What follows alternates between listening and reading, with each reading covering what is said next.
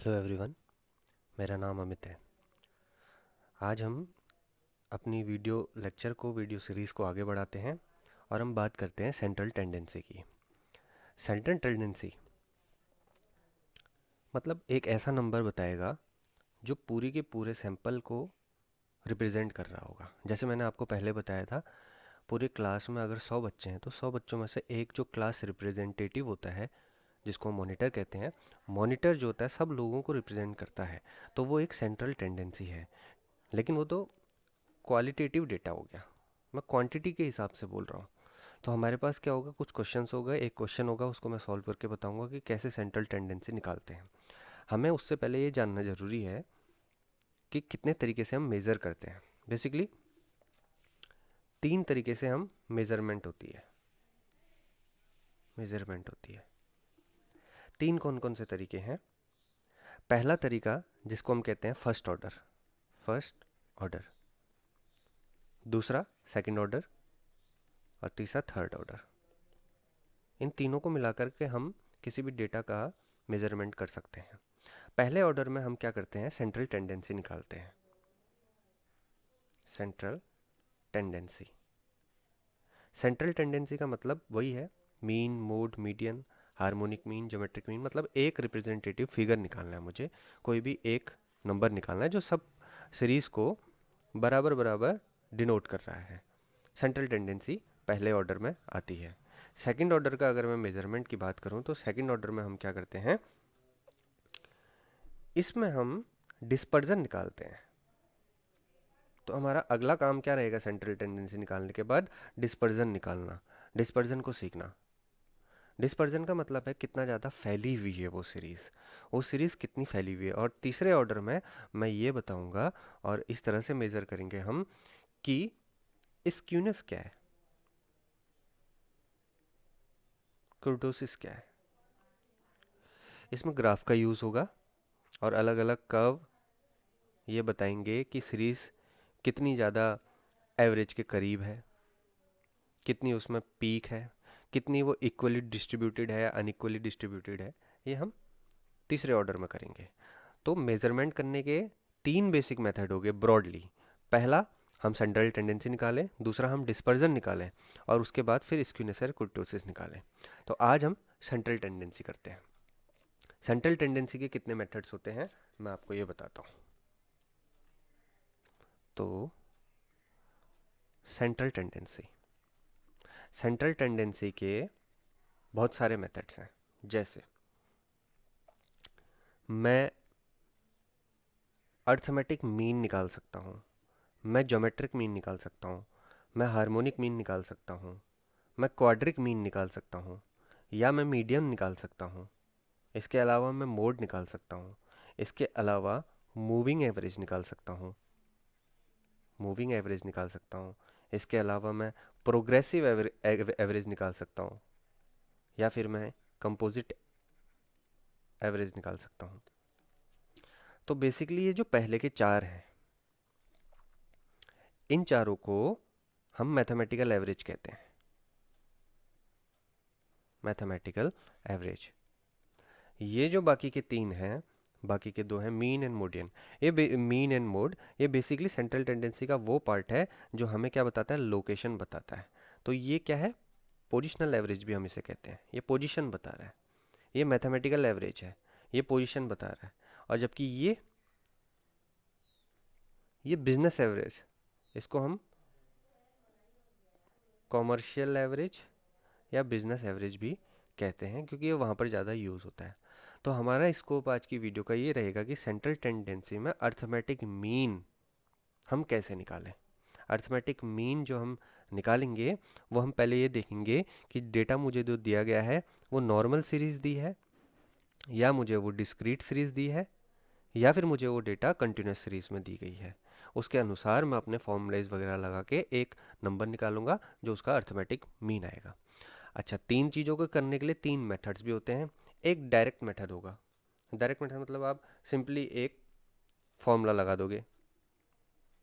Direct method ये थोड़ा सा लंबा होगा लेकिन बहुत इजी होगा। दूसरा सॉल्व करने का मेथड होता है शॉर्टकट मेथड।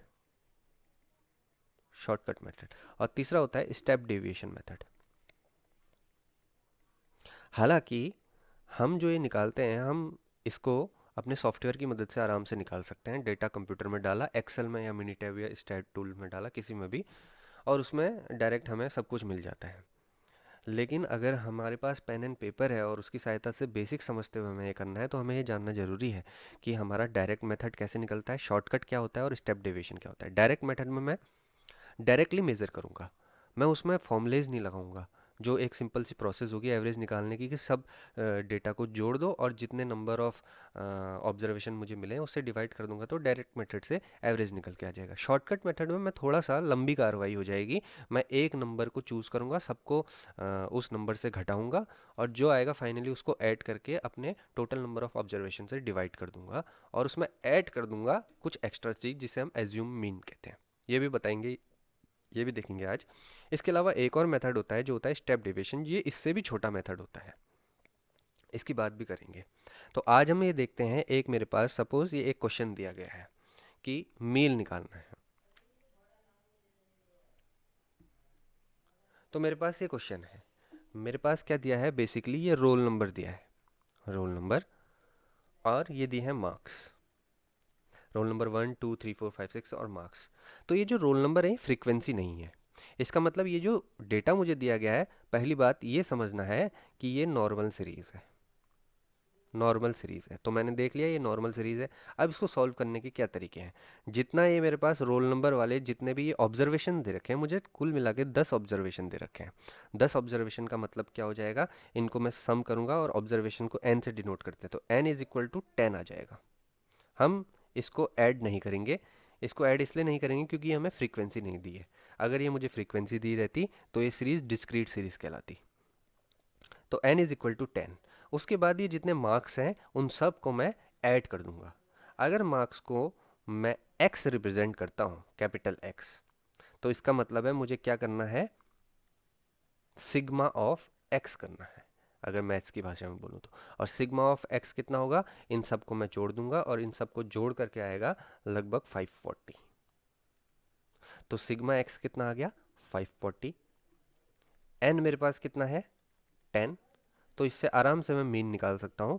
मीन कितना निकलेगा, sigma x divided by n, या कहूँ तो 540 डिवाइड बाय 10 यानी 54। 54 क्या, मार्क्स। 54 मार्क्स एवरेज है, एक ऐसा नंबर है जो सबको डिनोट कर रहा है। अगर ये एक क्लास है, इस क्लास में 10 बच्चे हैं और प्रिंसिपल आके पूछता है कि इस बच्चे के क्लास का क्या, इस क्लास के बच्चों का क्या स्कोर है, तो हर एक बंदे के मार्क्स नहीं बताए जाएंगे, एक रिप्रेजेंटेटिव मार्क्स हम बता देंगे 54। तो प्रिंसिपल समझ जाएगा हाँ यार ये क्लास एवरेज है या कैसी है ना।